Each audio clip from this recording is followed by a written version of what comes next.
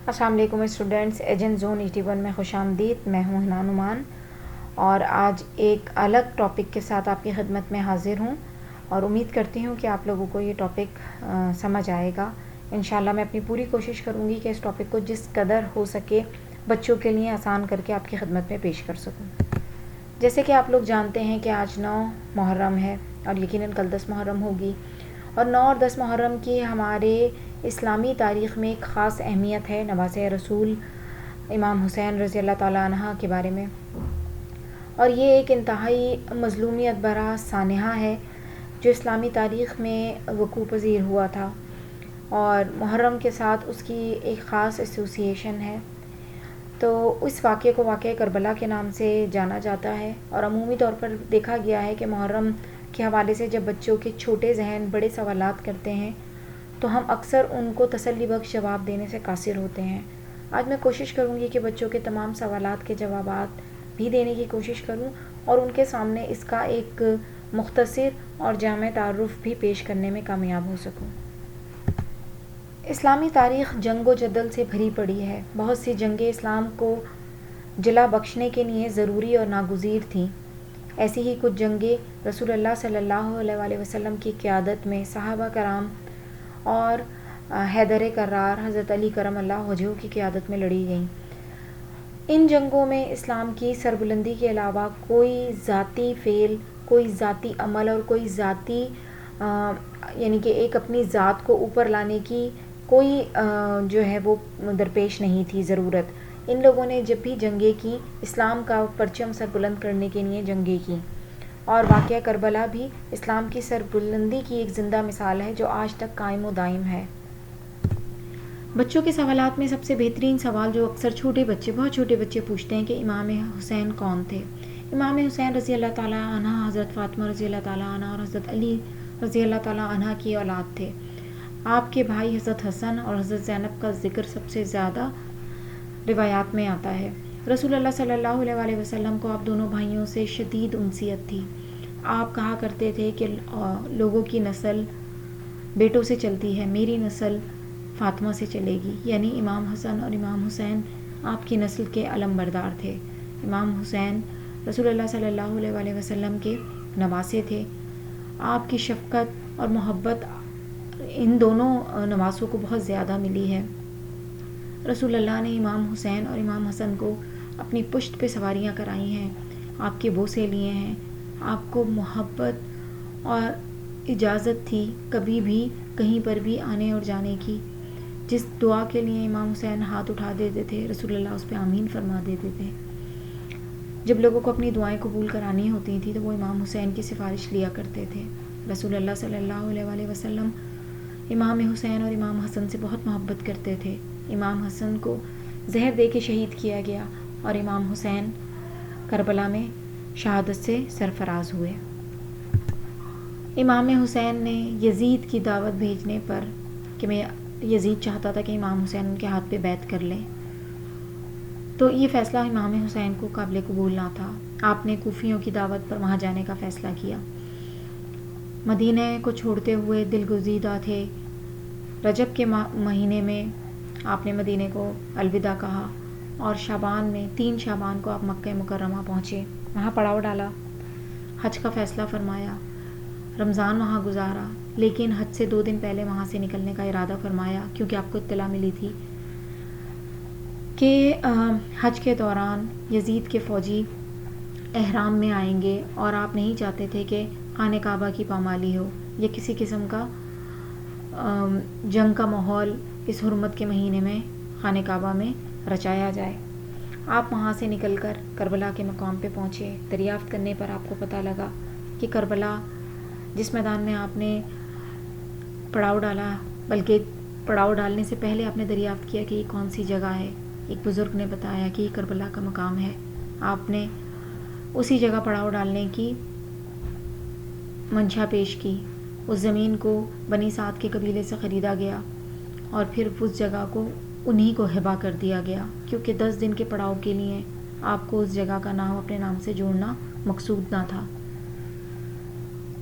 72 مسلمانوں کے ساتھ امام حسین نے کربلا میں اپنے خیمے لگائے۔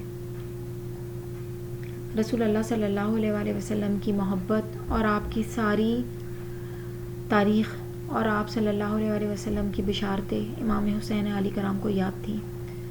یہ وہ جگہ تھی جہاں سے گزرتے ہوئے امام علی نے بھی ایک دفعہ امام حسین سے مخاطب ہو کر کہا، حالانکہ وہ یہاں موجود نہیں تھے، کہ ابو عبداللہ صبر، یعنی کہ اس جگہ پہ تم پہ ایک مقام آئے گا جہاں تمہیں صبر کرنا پڑے گا.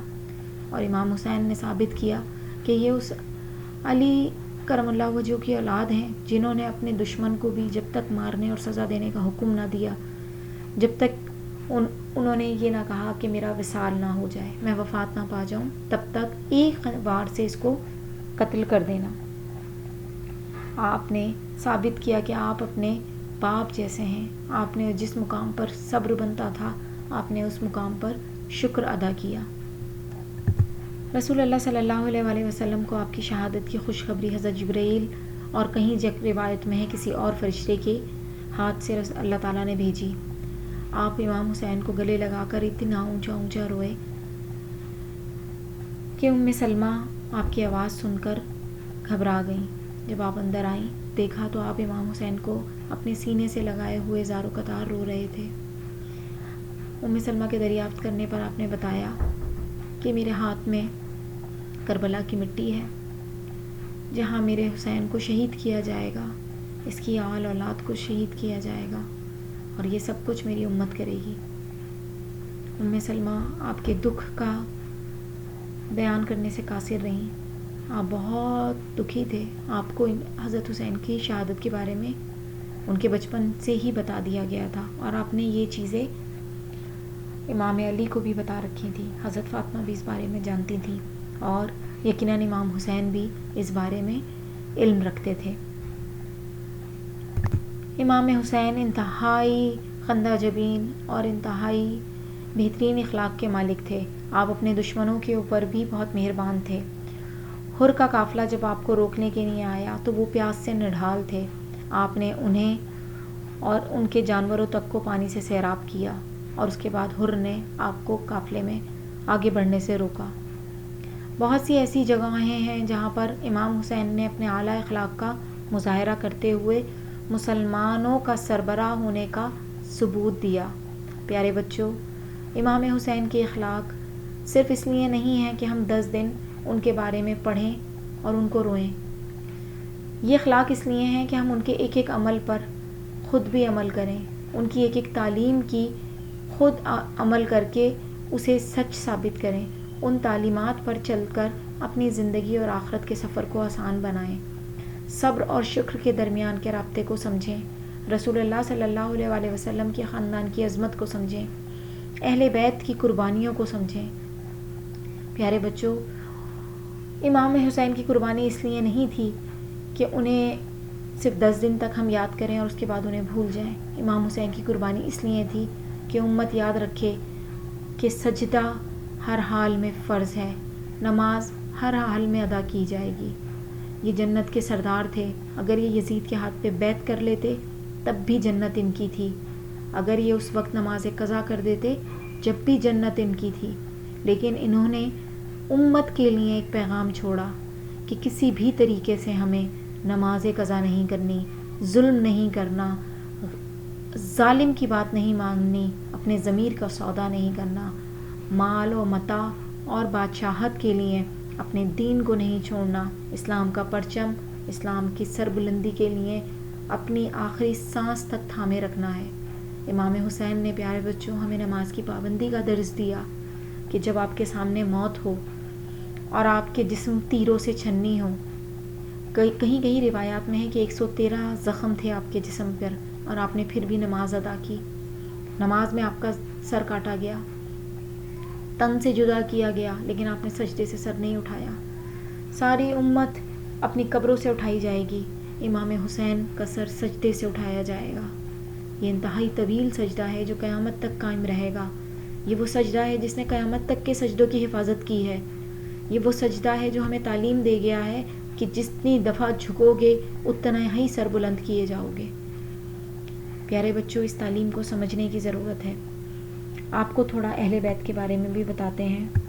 کربلا کی فوج میں کل 72 سپاہی حضرت حسین کے ساتھ تھے، جس میں 32 گھڑ سوار تھے اور 40 پیدل تھے۔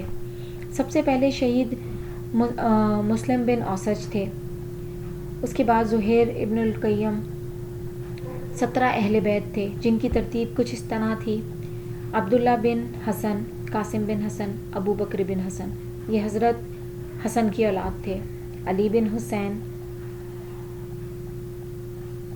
عبداللہ بن عقیل، عبد الرحمن بن عقیل، یہ علی کے بھائی تھے، حضرت علی کے بھائی تھے۔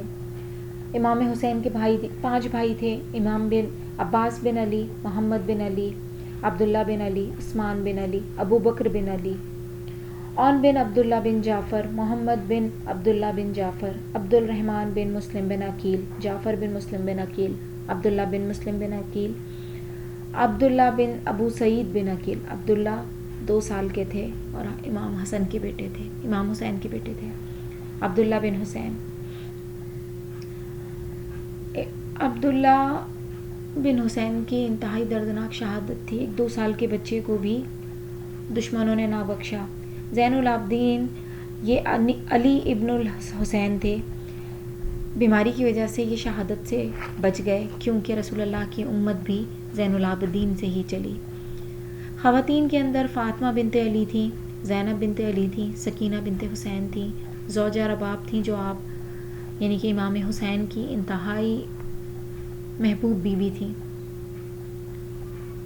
شہادت کے بعد امام حسین کا سر تن سے جدا کرنے کے بعد آپ کے جسد خاکی پر گھوڑے دوڑا دیے گئے، آپ کی لاشوں کو پامال کر دیا گیا، آپ کو کفن دینے کی اجازت نہ دی گئی۔ مٹی کو حیا آئی اور اس نے آپ سب کے اوپر اپنا کفن تان دیا۔ امام حسین اور تمام اہل بیت کی شہادت کے بعد خواتین کی بالیاں نوچ لی گئیں، ان کی ردائیں ان کے سروں سے اتار دی گئیں، اونٹوں سے باندھ دیا گیا، کربلا میں پانی چھوڑ دیا گیا تاکہ ان کی قبروں کے نشانات مٹ جائیں۔ تب ایک بزرگ نے کچھ دن بعد قبروں کی مٹی سونگھ کر بتایا کہ کون سی قبر کس کی ہے، کیونکہ وہاں ہر قبر سے جنت کی خوشبو آتی تھی۔